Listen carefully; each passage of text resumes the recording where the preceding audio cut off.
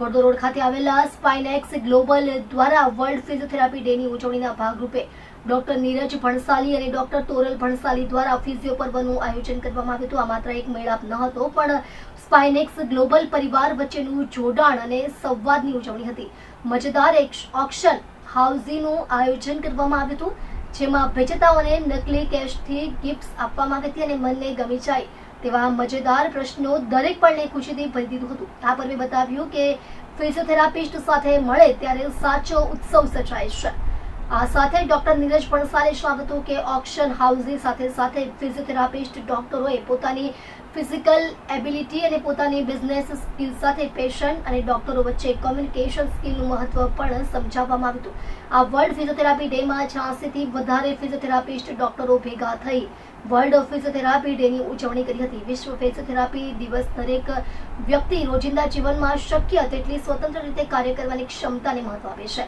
આ સાથે સ્પાઇનેક્સ ગ્લોબલ દ્વારા વર્લ્ડ ફિઝિયોથેરાપી ડેની ઉજવણી કરવામાં આવી હતી. હાય, આજે વર્લ્ડ ફિઝિયોથેરાપી ડે છે. છેલ્લા 27 વર્ષથી સ્પાઇનેક્સ ગ્લોબલ એ ફિઝિયોથેરાપીની સર્વિસ સમાજને પ્રોવાઈડ કરી રહ્યું છે અને અમને ખૂબ જ આનંદ છે કે સમાજમાં ફિઝિયોથેરાપીની પ્રેક્ટિસ વધતી જાય છે, અવેરનેસ વધતી જાય છે, લોકોને લાભ થતો જાય છે અને દુઃખ દર્દથી અમે મુક્ત કરી શકીએ છીએ. નીરજભાઈ, છેલ્લા 27 વર્ષોથી આપ સ્પાઇનેક્સ સાથે સંકળાયેલા છો. આપ આજે જ્યારે ફિઝિયોથેરાપી ડે છે, કેવી લાગણી અનુભવો છો અને કયા પ્રકારના પેશન્ટો ખાસ કરીને તમારે ત્યાં આવતા હોય તે વિશે કહો.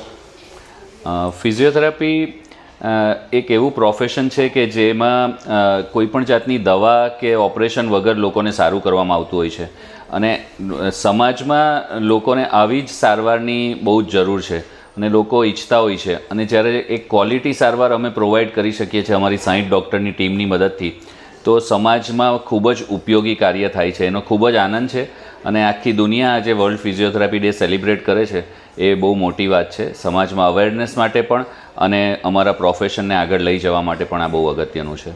ખાસ કરીને કયા પ્રકારની સમસ્યાઓ લોકો લઈને આવતા હોય છે અને આપણે એને કેવી રીતે દૂર કરતા હોઈએ છીએ?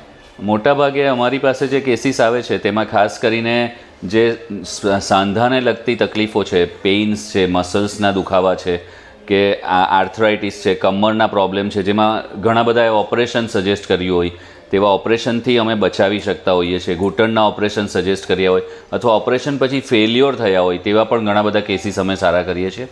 એ ઉપરાંત ન્યુરોલોજિકલ કન્ડિશન છે, લકવા છે, પાર્કિન્સોનિઝમ છે, નાના છોકરાઓના CP ચાઇલ્ડના પ્રોબ્લેમ્સ છે.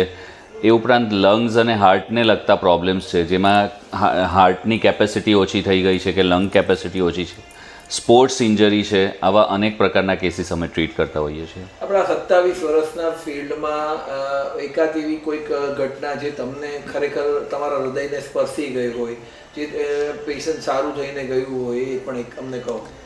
આવી તો અનેક ઘટનાઓ છે અને ઓલમોસ્ટ રોજ જ કોઈને કોઈ પ્રસંગ એવા બનતા હોય છે. પરંતુ એક પ્રસંગ કહેવાનું મને મન થશે. જે એક છોકરી હતી કે જે મારો જીવનનો ફર્સ્ટ કેસ હતો કે એમણે એકચ્યુઅલી અનફોર્ચ્યુનેટલી સુસાઇડનું એટેમ્પ્ટ કરેલું હતું. ફર્સ્ટ ફ્લોરથી એમણે જમ્પ કરેલું અને એના કારણે બેઉ પગ કામ કરતાં બંધ થઈ ગયેલા અને બધા ડૉક્ટરોએ એવું કીધેલું હતું કે તમે આખી જિંદગી વ્હીલચેર પર જ રહેશો, ચાલી નહીં શકશો.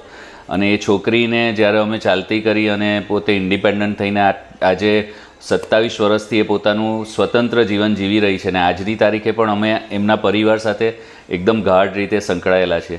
તો એક બહુ આનંદની વાત છે કે જે દિવસથી આ પ્રેક્ટિસની મેં શરૂઆત કરેલી ત્યારથી આજ સુધી લોકોના જીવનને સુધારતા જ ગયા છે અમે.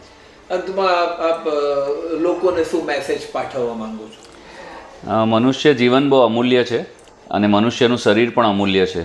તો આ શરીરની કિંમત દરેકે કરવી જોઈએ અને પહેલાં તો એને ડેમેજ થતું અટકાવવું જોઈએ અને ડેમેજ થયું હોય તો ઓપરેશનને દવા વગરના રસ્તાઓ બને ત્યાં સુધી અપનાવવા જોઈએ, જેથી જે કુદરતે નિર્માણ કર્યું છે તેમાં બહુ ખલેલ નહીં પહોંચે અને સ્વસ્થ હંમેશા રહેવું જોઈએ અને ખુશ રહેવું જોઈએ. Thank you.